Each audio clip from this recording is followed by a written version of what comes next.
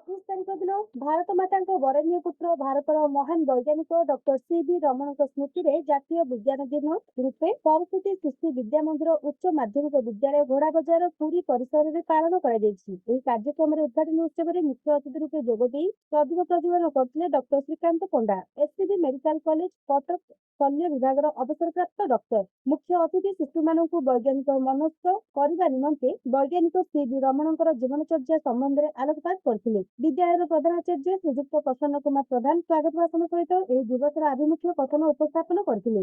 ଏହି ଉତ୍ସବରେ ମୁଖ୍ୟ ବକ୍ତା ରୂପେ ଡକ୍ଟର ଚିତ୍ତରଞ୍ଜନ ଦ୍ୱିବେଦୀ, ଏସିଏସ୍ କଲେଜର ପୁରୀର ଅଧ୍ୟକ୍ଷ ଉପସ୍ଥିତ ରହି ଶିଶୁମାନଙ୍କୁ ଦୈନନ୍ଦିନ ଜୀବନର ବିଜ୍ଞାନର ପ୍ରୟୋଗ ସମ୍ବନ୍ଧରେ ଦୃଷ୍ଟାନ୍ତ ପ୍ରତିପାଦନ କରିଥିଲେ। ବିଦ୍ୟାଳୟ ପରିଚାଳନା ସମିତିର ସମ୍ପାଦକ ଶ୍ରୀଯୁକ୍ତ ଅରବିନ୍ଦ ଶତପଥୀ, ସଭାପତି ଡକ୍ଟର ଅଭିମନ୍ୟୁ ଭୂୟାଁ ସମେତ ପରିଚାଳନା ସମିତିର ସମସ୍ତ କାର୍ଯ୍ୟକର୍ତ୍ତାମାନେ ଓ ଯୁକ୍ତ 2 ବିଜ୍ଞାନ ବିଭାଗ ଅଧ୍ୟକ୍ଷ ଶ୍ରୀଯୁକ୍ତ ଅରବିନ୍ଦ ଦାସ ଉପସ୍ଥିତ ରହି ଶିଶୁମାନଙ୍କୁ ବିଜ୍ଞାନ ସମ୍ବନ୍ଧୀୟ ବିଭିନ୍ନ ବାର୍ତ୍ତା ପ୍ରେରଣ କରିଥିଲେ। ବିଭିନ୍ନ ପ୍ରତିଯୋଗିତା ଯଥା ବୈଜ୍ଞାନିକଙ୍କ ଜୀବନୀ କଥନ, ବୈଜ୍ଞାନିକଙ୍କ ଫଟୋଚିତ୍ର ସଂଗ୍ରହ, ବିଜ୍ଞାନ ଭିତ୍ତିକ ପ୍ରୟୋଗ, ବିଜ୍ଞାନ ପ୍ରଶ୍ନମଞ୍ଚ, ବିନା ମୂଲ୍ୟ ବା ସ୍ୱଳ୍ପ ମୂଲ୍ୟରେ ଉପକରଣ ପ୍ରସ୍ତୁତି, ବିଜ୍ଞାନ ସମ୍ବନ୍ଧୀୟ ନାଟକ ଆଦି ପ୍ରତିଯୋଗିତାରେ ଭାଗ ନେବା ପାଇଁ ପ୍ରେରଣା ଦେଇଥିଲେ।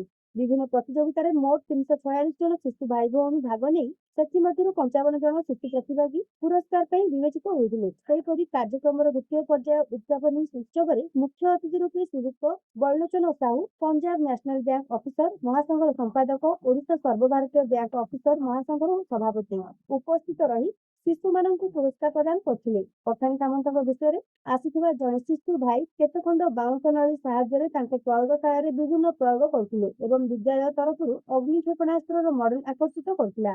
ଏହି ଅବସରରେ ବିଦ୍ୟାଳୟ ସ୍ତରୀୟ ବିଭିନ୍ନ ପ୍ରତିଯୋଗିତାରେ ପୁରସ୍କାର ଶିଶୁ ଭାଇ ଭଉଣୀମାନଙ୍କୁ ପ୍ରଦାନ କରାଯାଇଥିଲା। ସହ ପ୍ରଧାନ ଆଚାର୍ଯ୍ୟ ଶ୍ରୀଯୁକ୍ତ ପ୍ରଫୁଲ୍ଲ କୁମାର ମିଶ୍ର ଅତିଥିମାନଙ୍କ ପରିଚୟ ପ୍ରଦାନ କରିଥିଲେ। ଶେଷରେ ବିଦ୍ୟାଳୟର ସମ୍ପାଦକ ଅରବିନ୍ଦ ଶତପଥୀ ଧନ୍ୟବାଦ ଅର୍ପଣ କରିଥିଲେ। ବିଦ୍ୟାଳୟର ବିଜ୍ଞାନ ଆଚାର୍ଯ୍ୟ ନିତ୍ୟାନନ୍ଦ ପ୍ରଧାନଙ୍କ ତତ୍ତ୍ୱାବଧାନରେ ସମସ୍ତ ଗୁରୁଜୀ ଓ ଗୁରୁମା ଏବଂ ସେବକ ସେବିକାମାନଙ୍କ ସହଯୋଗରେ କାର୍ଯ୍ୟକ୍ରମ ସାଫଲ୍ୟମଣ୍ଡିତ ହୋଇପାରିଛି।